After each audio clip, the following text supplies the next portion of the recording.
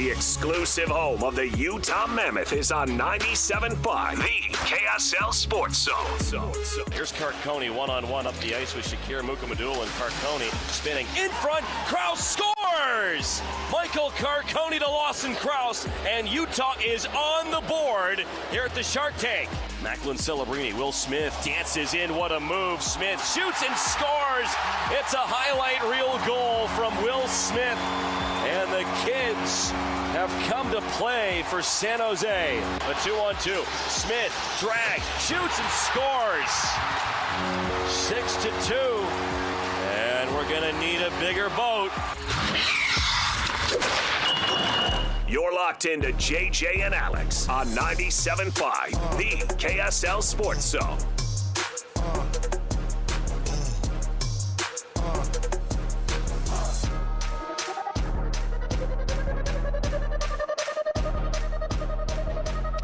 Welcome on in, everybody. It is a happy Wednesday to you here on JJ and Alex, 97.5, the KSL Sports Zone. You can always download the podcast wherever podcasts are found. You can also just go straight to the KSL Sports website where you can stream the program live, or go onto YouTube on the KSL Sports YouTube page. Although we're not in the studio today, you can still listen to the stream, of course, live as it goes. And as we have the commentary, of course, that matches up with your day of sports and all the things that are going on across the entire valley here in the state of Utah and across the world of sports. We cover it all. We chat about. I always love that when people are like, "So what are you doing?" You tell them, and then they go, "So do you probably just talk about like the NFL and stuff?" And I'm always like, "It's interesting. You would think that would be," or they go, "So you just talk about the Jazz?" And it's like, "No, there's a lot going on here, man." And by the way, like, it's hard to talk about the Jazz sometimes. Hard to talk about the hockey team at this current rate that the tough conversations have to be had. So on top of all that, though.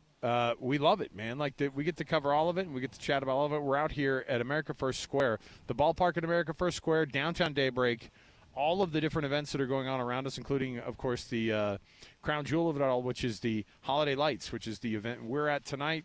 And you're going to be able to, all season long, except for on Christmas Day, check out the Holiday Lights. 5 to 10 every night they're open up. Make a new holiday tradition for you and your family right now. Let's get this thing going. Let's start off the program as we always do this hour with the cut. Let's jump in right here. Get to Mike Folta, the radio play-by-play voice of the Utah Mammoth, joining the program here. So let's get in right now. It's time for the biggest story of the day. This is what made the cut with JJ and Alex on 97.5, the KSL Sports Zone. Doug Smith brings you this portion of the program. Doug Smith, of course, the dealerships found in American Fork, Spanish Fork, and in Linden, all across the different brands that they represent, including the brand-new Mitsubishi dealership in American Fork. Nobody knows cars like Doug, and we appreciate their support of the program right here. It is hard right now, JJ, to try to figure out what's going on with this Mammoth team. As soon as they started to have some question marks, they came right back and snapped to with a couple of wins right in a row, and you thought, okay, let's see what they can do from thought here. They were back. Now 4 losses in a row that feel even more disappointing, I think, than even the previous run of a couple of losses in a row, because you have now this thought of, okay, what are you going to do with this team? You have some guys going down to Tucson to play for the Roadrunners. You've got Daniil, who we talked about getting called up, and now, of course, today the Mammoth announcing that Maveric Lamoureux is going to be recalled from the Roadrunners as well down in Tucson. Joining us on the program right now, he's the radio play-by-play voice of the Utah Mammoth, Mike Folta. Mike, what's going on, man? How are things with you? Hey, what's up, guys? We're here in beautiful SoCal. Got my Disney ears on. We're right next to Disneyland, and we're gonna quit the roller coasters and the overpriced food for some hockey here in a little bit. Got a late one tonight, but should be fun. Yeah, we're looking forward to it, because every game I think there's that little glimmer of hope of, okay, this team's got to turn some things around. They are getting to the point now. What do you think the biggest kind of head-scratching moments for you have been? Is obviously you call every second of these games and you watch this thing go on. That we just heard on the way in too, the highlights or lowlights or whatever you want to say from that Sharks game the other night when they put that 6th goal in. There were a lot of people who threw the towel in on that game that night. They went, okay, I can't watch this anymore. And it's been a difficult go here. What do you think the biggest head-scratching thing for you is with this team right now? Yeah, it's tough to just pinpoint one thing. And when you give up 6 goals, there's usually multiple things wrong, right? I mean, we saw some in that game specifically, some uncharacteristic turnovers. You had maybe at least one goal that you'd like your goalie to stop, and then you trade goalies, and doesn't have much of an effect in the goal stopping department. But I think there's a few things at play. One, the power play needs to get going. The Mammoths have the worst power play in the league, and you look at this team last year, and the power play was 10th best, and right now we're nowhere near that. And so the power play, you hope to go like around 20 to 25% on the power play. If you're at 25%, that's really good. But that's scoring once every 4 or 5 power play opportunities, right? And so that is almost a goal a game when it comes down to it, and that's what Utah is missing right now, is that extra goal to just give yourself a chance in the fight. And along with that, there's been some inconsistency in the defensive zone with the turnovers, like I mentioned against San Jose. For the most part, this group has been pretty good defensively.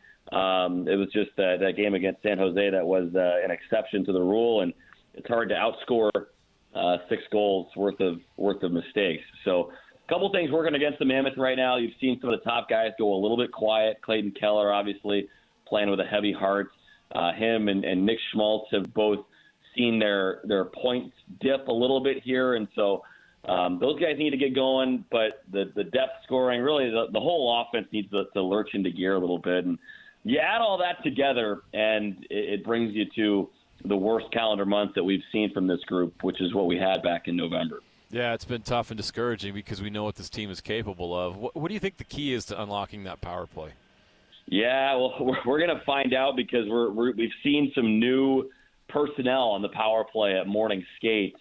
We've got J.J. Peterka on the top unit with Clayton Keller, and they're moving Dylan Guenther out of his one-timer spot. He usually sets up where you see Alexander Ovechkin on the left face-off circle waiting for a one-timer. But teams have started to adjust to Guenther, and they've kind of started cheating towards him a little bit. I was talking with Dylan the other day in the room, and he was saying, a lot of teams have actually switched up their coverage where they used to run one thing, and now they're running another thing against us. And I think that's kind of made this group think a little bit more on the power play.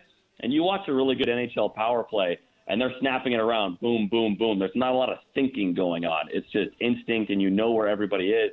The Mammoths don't have that right now, and I think some more movement will help with guys trading places, shifting into different zones, and hopefully creating some alleys against a penalty kill here for Anaheim that is not too threatening. They're bottom 6 in the league in PK. Mike, yeah, we love having the exciting, fun conversations with you where we're like happy-go-lucky with these things, and it just has been kind of a weird vibe inside the organization. Yeah. Where has everybody been? Like, I would imagine that being on edge is probably the least of what they're worrying about here. They're trying to make some moves here and trying to figure some things out. These younger guys that they're bringing in, Daniil Boot and Maveric Lamoureux, these are names that at some point we expected to see with names on the back of Mammoth jerseys. Is it just to get what's the purpose of bringing these younger guys in? Is it to fire up some of these other guys inside the locker room? Is it just to shift some things around? Is it a version of both? And what do you see these guys doing impact-wise with this team as they get called up? Yeah, well, there's 3 sides of every story, right? There's your side, my side, then there's the truth. I think the truth probably has a smattering of both of what you just said, where, hey, the group that's going right now isn't necessarily getting it done. It's time for an injection of life. But I think you can't ignore the other side of it either, which is the guys who have been called up have earned this. It wasn't just given to them. And that's what Bear was trying to get across to me earlier this morning. He was saying, look, Daniil Boot leads the team in the AHL. He led the team in scoring through the first 19 games. He's one of the top rookies in the American Hockey League. And again, he's coming over from Russia where he was already playing professional hockey against men. So this is not some guy who's like just figuring out how to play against athletes in their prime and who needs some more time to learn that. He was already doing that as a teenager in one of the best leagues in the world. And then he came over to North America where you worry, okay, in the AHL, the rink is smaller. You have less time to make decisions. Is he going to be able to keep up with the speed of the game and process the game at a high level?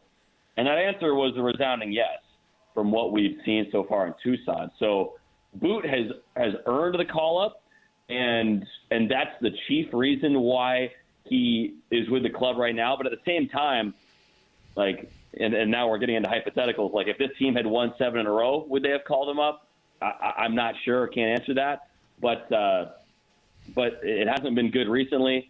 Ever since that 7-game win streak, and Boot could be the spark that this group needs, especially up front, because he's going to shoot the puck, and he's got a ton of skill. Yeah, they can definitely use a spark. The last month's been pretty rough, but if you look at the standings right now, Mike, it doesn't look as bad as it feels right now, because you're 1 game out of the wild card. You have the same points as Edmonton. You have a point more than the Jets. So there's a lot. I mean, what's the feeling inside the organization right now about this rough patch and where they're at right now? Is there optimism that they can get this turned around? And if so, I mean, there's really no reason to push the panic button, right? No, I wouldn't use the word. I wouldn't use the word panic, but I'd be lying if I said that it's been super comfortable, walking into the room the last couple of days on this road trip where Utah is yet to get a win through the first 3 games of the trip.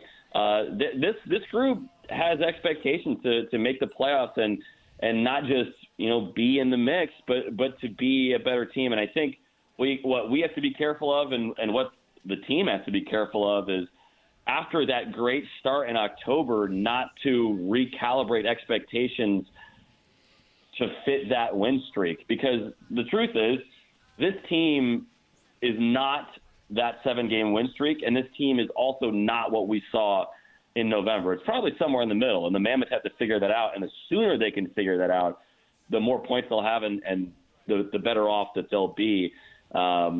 I think the vibe today, just walking into the locker room today in Anaheim, there was an excitement there, and I think a big part of that was because of the 2 new guys, Boot and Lamoureux, who by the way, could probably, like, I would like to see them take on, is it AJ DeBonza from BYU? Like, let them guard the ball up top, because Lamoureux and Boot are both like a legit 6'6". Oh yeah. But put some length on that guy, and maybe make him go to his left instead of his right, and get a nice contest up there, because those guys can hang in the front court. 6'6", 6'9" with the skates, so it's like Fletch, 6'9", 6'10" with the afro. Yeah, it's. I would love to see what these guys could do. We talked so much in the offseason and kind of in the preseason when these guys' names came up, when you're like, man, there's some young, exciting dudes who are there, and then you look and you go, okay, well, what's the reason for the call up, and it has a bunch of different reasons, like you were saying, Mike, on top of the fact that these guys, you don't fake your way in. They don't just put guys on a roster and send other guys down and go, we're just trying some stuff out here. They believe that these guys are a little bit ahead of schedule, or they could make that spark. And just what you've described too, when a couple of new guys are in the locker room and there's some energy there, maybe that's the type of an energy shift that a locker room does need. Yeah, and I think what is going to decide it is not anything that's intangible. I think it'll be tangible results that kind of dictate that. But we heard from Bill Armstrong back in the offseason when these guys were coming into camp. They were signed in May, and I'm saying these guys, I mean Daniil Boot and Dmitry Simashev, who we didn't know much about, right, other than their draft profile and what Bill was telling us. And Bill told us about both of those guys. He thinks they have a really good shot to make the team out of camp. Now, Simashev did, Boot didn't, but this is not like a call-up that has necessarily come out of nowhere. This was a guy who entered camp, and there was a possibility that he made the roster on a Mammoth team that already added a bunch of other pieces and had a very competitive training camp. So it's not something that necessarily came out of the blue. It was going to happen at some point, right? The guy was picked 12th overall. He's going to see the NHL, and because of his skill, but because you want to see what your draft picks can do. But he had a really good stint in the KHL as a very young player. Has played extremely well in Tucson, and and now has a chance to play with two of Utah's best players in Logan Cooley and Dylan Guenther. So everything is setting up for him to have an exciting debut tonight at the Duck Pond. The Ducks, another challenge tonight. This is a Ducks team that has emerged as one of the biggest surprises of the league so far, although if people were watching and knowing the prospects they had, they're probably not too surprised. But I remember that game that you called part of this rough patch was losing that game at the end in overtime, and had a lead with 20 seconds and couldn't hold it. There's some bad memories and some bad juju there. How important is it for this team, and how much are they thinking about that last trip to Anaheim, and how bad do they want to get revenge tonight? Yeah, I think that plays in a part of it. It's funny, like this Anaheim team has actually done that to a few teams throughout this year. They've won a game in the last 5 minutes of regulation 3 times. They've tied the game late several times, and you mentioned it. Like anybody who's following their prospects knew, okay, the Ducks are coming, but now the Ducks are here. And they're leading the Pacific Division, and anybody who tells you otherwise is lying. Nobody thought that the Anaheim Ducks would be ahead of Edmonton, Vegas, and L.A. Here as we open up December. I credit a lot of this turnaround to Joel Quenneville, former Blackhawks head coach, won those 3 Stanley Cups in Chicago. One thing you'll notice about this Ducks team is they do not give up leads late very often.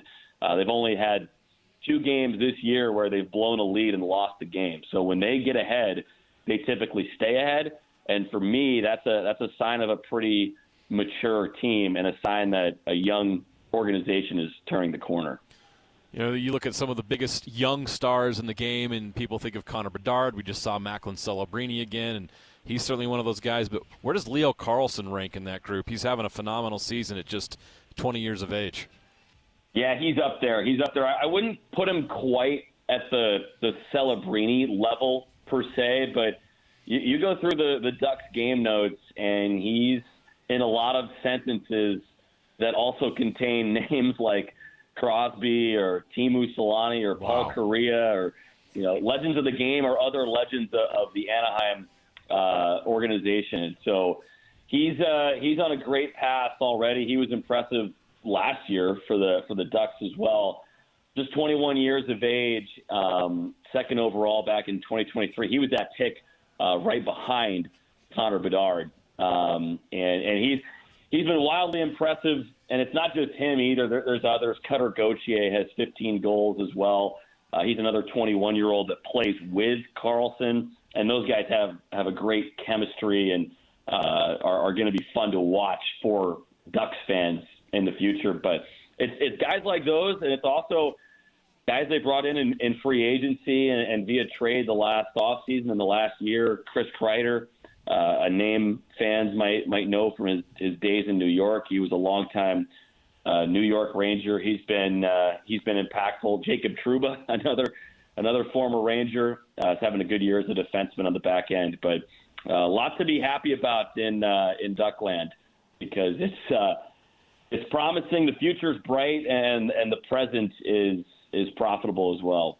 Mike Folta is the radio play-by-play voice of the Utah Mammoth, joining us on the program here. And Mike, have fun down there, and we're going to keep our eyes peeled on this one to see how it goes. Got the national TV stint tonight, going to be on TNT on a big network, and Utah going to Anaheim, and it's an 8 o'clock puck drop. You can hear it, of course, the 7 o'clock pregame. And then, of course, Mike's dulcet tones coming up at the 8 o'clock hour when that puck drops. Mike, have fun down there. We're looking forward to what this new team tonight looks like with a couple new guys on it.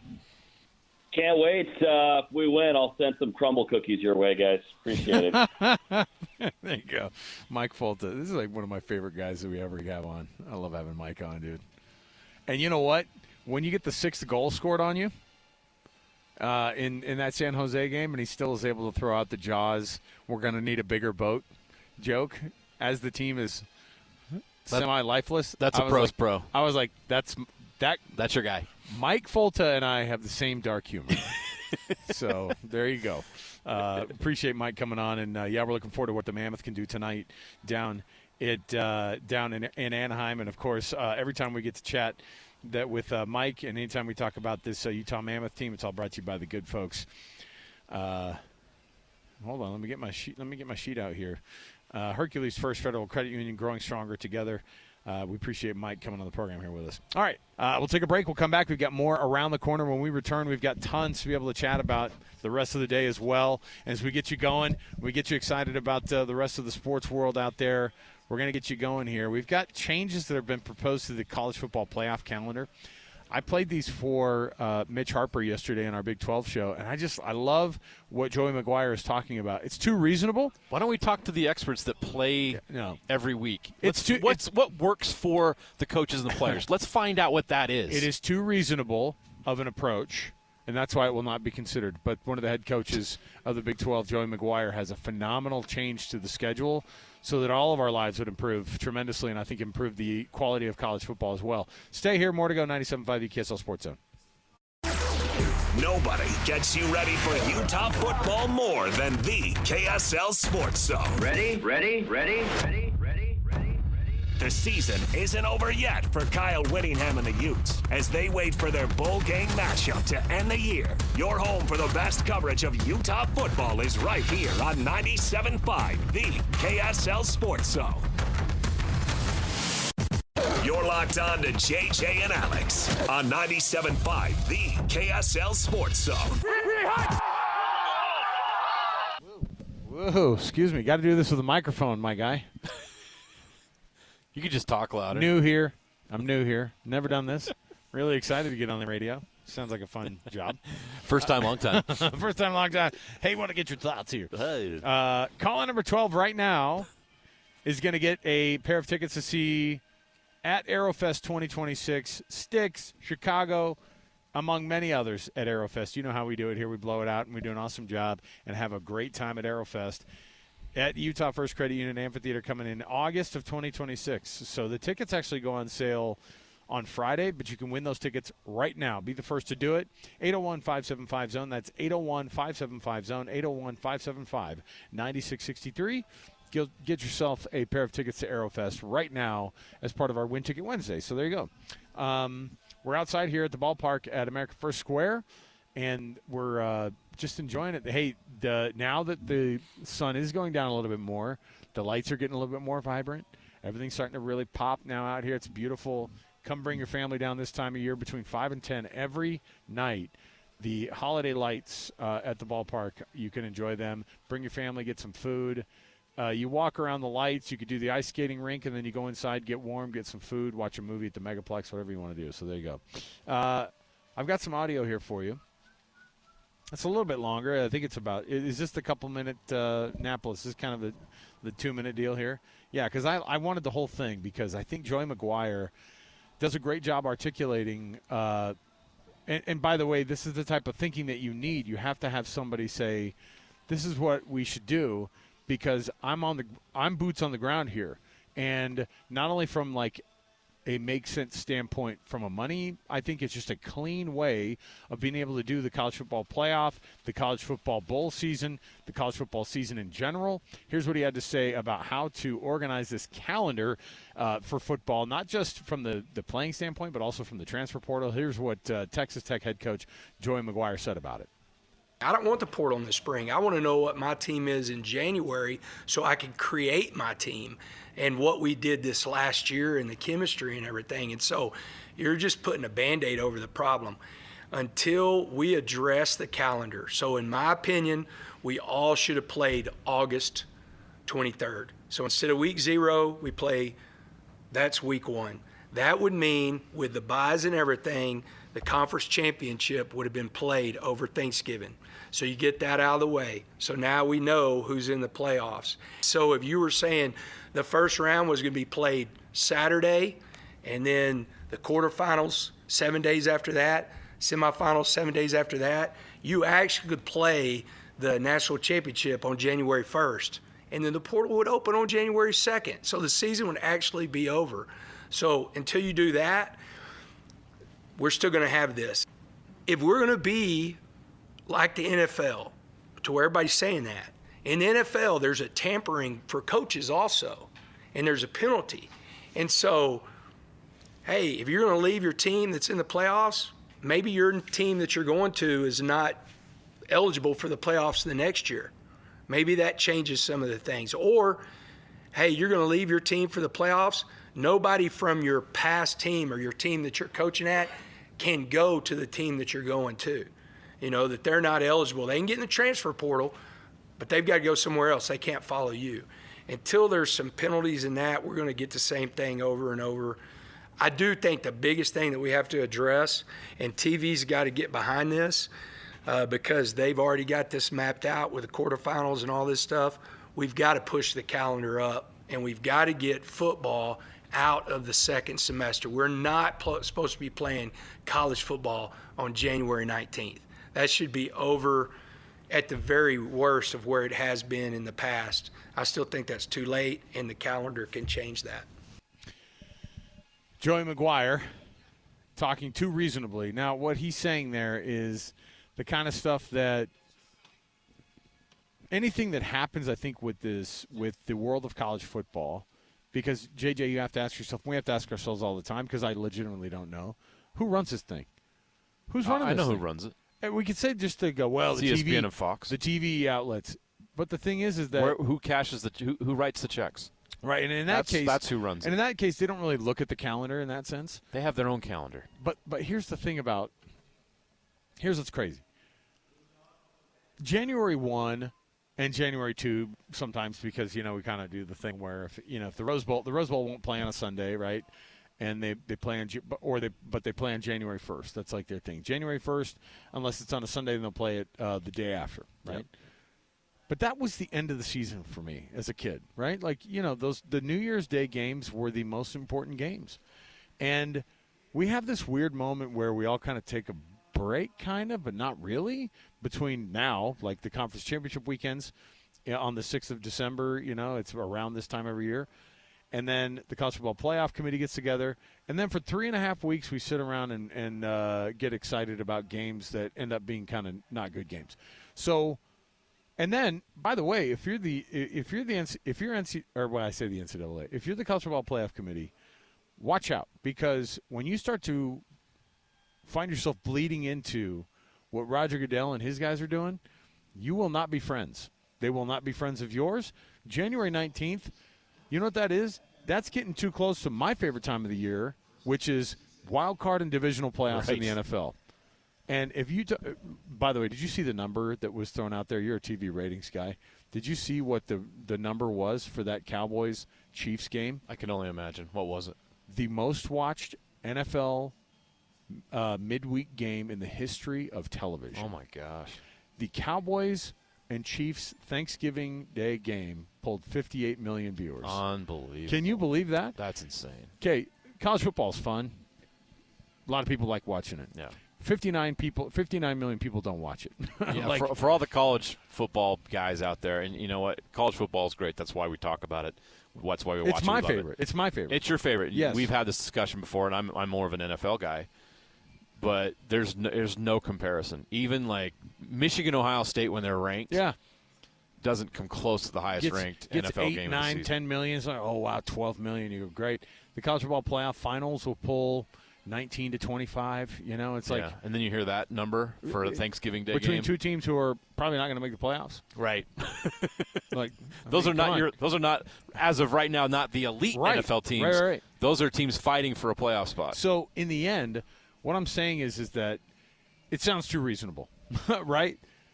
No one's running the show, JJ, and that's the thing is when no one's running the show, the TV folks are the ones who run the show, and that's the case. ESPN, Fox, they're the ones pulling the trigger on, hey, here's what we're going to do. And the thing that I like about the idea of this is be done on January 1st. Be done, because now the year starts over, and you got to get straight back to work. By the way, these guys have to get straight to work. And like he said, and what the TV folks will never do is get involved with how to figure out the tampering, the transfer portal mess. No, that's they just go. That's a different conversation because the there's no governing body right now with any teeth right. over college football. The NCAA is a joke. No one pays any attention to them anymore. They're irrelevant. They're not enforcing anything. So who runs the show from that perspective?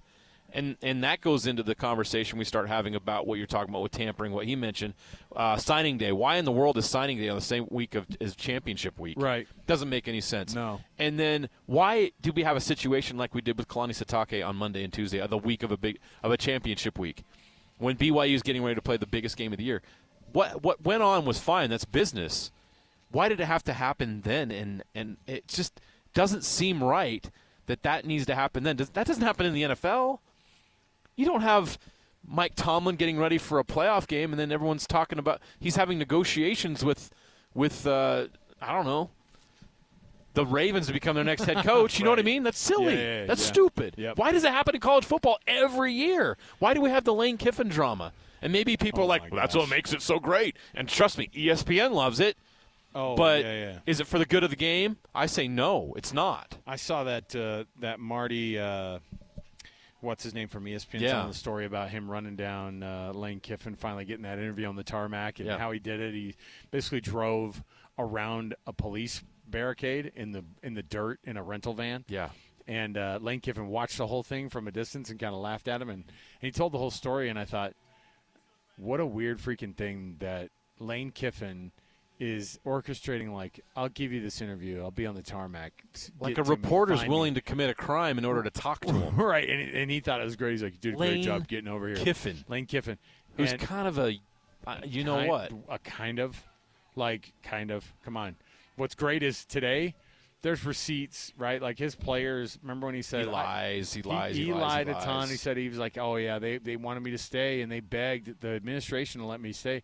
All the people in the meeting were like, dude, as soon as you said you were leaving for LSU, like, get the heck out of town. Yeah. But he's like, by the way, no one in that room wanted to keep you. The players were saying that today. Yeah. They're like, no one in that room wanted you to stay after you said you were leaving. Oh, please coach us the rest of the way, though. This is a guy who could potentially make $1 million that his new employer will have to pay him. Right. If those players who now he's public enemy number one for them, and so is the alleged long list of co-eds down in Oxford who are also coming up with receipts and going. A lot of stories are going to come out about Lane Kiffin. Fake in Oxford. dog that he showed up to the stadium with that he never actually had to feed or lived at his house. Creepy guy at a hot yoga class. Yeah, creepy guy in your DMs. Like, by the way, this is the guy who we are propping up during this week and who found a different job. What are we doing with while that? His team is still playing? It's just so weird. So do we call up Nick Saban and go, can you be the college football czar like we talked about before? College football needs a commissioner. You need a commissioner because right now the NCAA doesn't even have rules for you. And when somebody could come together and go, hey, Coach Saban, I think we should do this. Coach Saban is he's a lot of things, but he's not dumb. And he wants excellence. And right now this calendar is not excellence. No, it isn't. And the way things are done are not excellence. It's just cobbled together. It's this weird dog pile of just fighting for that scrap, and then we're allowing a group of biased individuals to get together in Texas and to decide the fate of college football's playoff based off of really nothing in particular. And so it feels broken, and I hope they get a commissioner soon. And the NCAA has already not been a part of any of this for a long time. So get somebody in there who actually will have some teeth, that you can punish some teams for breaking, tampering rules. There just needs to be order. Yes, make it happen. Get Saban in here, and let's get this thing going. All right, we'll take a break. We'll come back. When we return, we have a top 10 you don't want to miss. So stay right here with us. We have tons to talk about today coming up around the corner here, the top of the hour. We're going to have Mitch Harper, our BYU insider for KSLSports.com, who will be down in Arlington, of course, this week, covering that Big 12 championship game. But we're going to talk to Mitch about the overarching theme of what came out of Provo yesterday, what he learned about this, and the state of the football program now with an extended head coach in Kalani Sitake, and what that athletic department pulled off yesterday, which is coming across as a pretty big coup, considering that Penn State today, fans are punishing that athletic director for saying, you fumbled this thing with Kalani, didn't you? So, interesting stuff. We'll come back. We've got more to go. Stay with us. 97.5 the KSL Sports Zone. It's another battle for the Aggies, and the KSL Sports Zone has it covered. Utah State looks to overcome another heart-wrenching loss as Bronco Mendenhall and the Aggies are going bowling. Your home for all the play-by-play coverage of Aggie football is right here on 97.5, the KSL Sports Zone. You're locked on to JJ and Alex on 97.5, the KSL Sports Zone. Welcome back, everybody. JJ and Alex, 97.5, the KSL Sports Zone. Thanks for being with us today on the program. We appreciate you being a part of our broadcast as always. And if you want to download any podcast, wherever podcasts are found, or download our podcast, wherever podcasts are found, you can find them right there. You can go to the KSL Sports app. You can go to the KSL Sports website. Click on the banner there and listen in live and stream it on YouTube as well on the KSL Sports channel.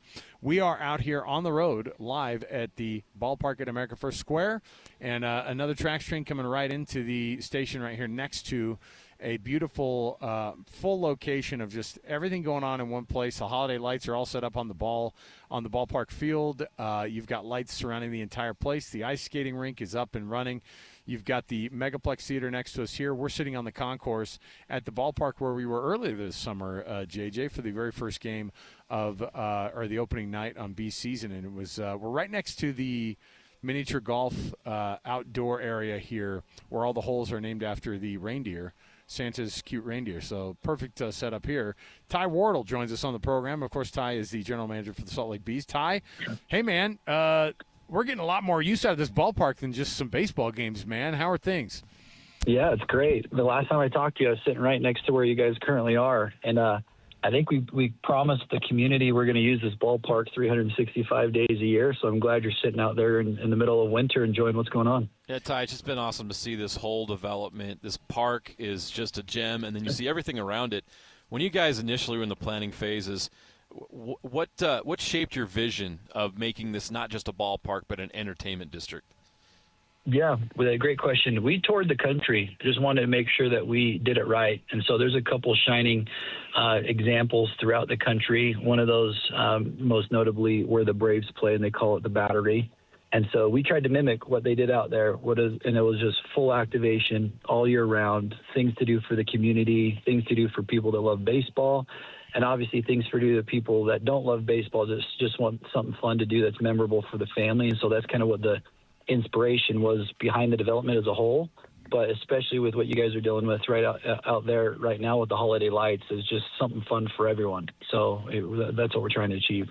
Well, it's a beautiful location, of course, and then on top of it, there's also just growth going around the entire ballpark as well, still on top of the fact that we're in downtown Daybreak, and you've got all these beautiful residences that we were just chatting also, I think, with Elizabeth Gray, who's part of the real estate team with Larry H. Miller, and it was like, she's like, hey, 21 years Daybreak opened up, and I'm like, man, it hasn't seemed like it's been that long because this all feels pretty brand new, but this area right here is brand new, but it's also addressing the growth that's happening in this part of the valley. What's been the response of having the ballpark right here in downtown Daybreak and having the team right here? Obviously, anytime you move a team around, people start to look around and go, whoa, what's going on here?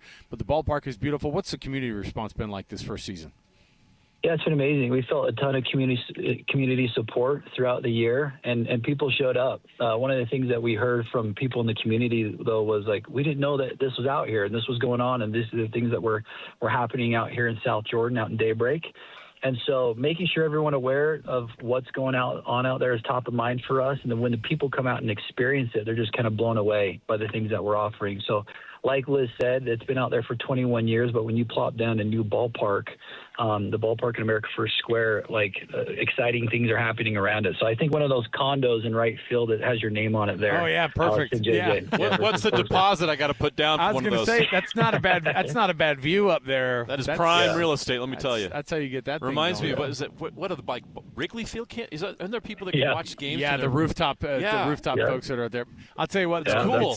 It's a way better season ticket because you can live there. All right, and that's what there you go. That's what you do. We'll get you on the list. We'll get you on the list. We'll call you shortly when they're done. Ty, well, congrats on the ballpark not just being a fixture for the baseball fix that we have here in our community, and we hope, of course, to have an even bigger, footprint when it comes to the baseball side of things in the future when it comes to sports in this state. It's just getting started. It's just awesome. getting started. We're excited about it, and this is a gem out here at Downtown Daybreak. So thanks for hanging out with us, man. We appreciate it. Yeah, thanks. It's fun for everyone out there. Thanks for being out there with us. Absolutely. There you go. Hey, all you have to do, if you want to come see the holiday lights, it's open every day.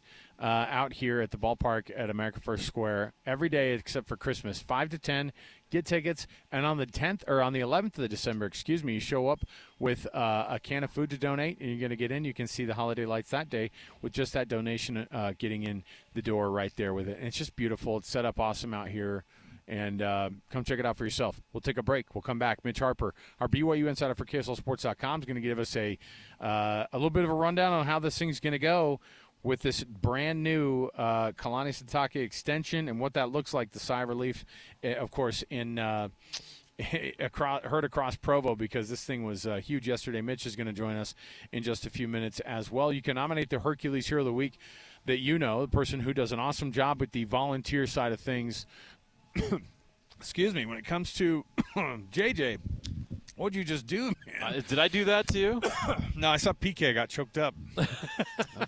I saw PK got choked up. PK's rolling up for the. PK gets emotional when he sees PK. No, I know. It's a Christmas party, so PK's here. So anyway, you can nominate the Youth Sports Volunteer, Hercules Hero of the Week.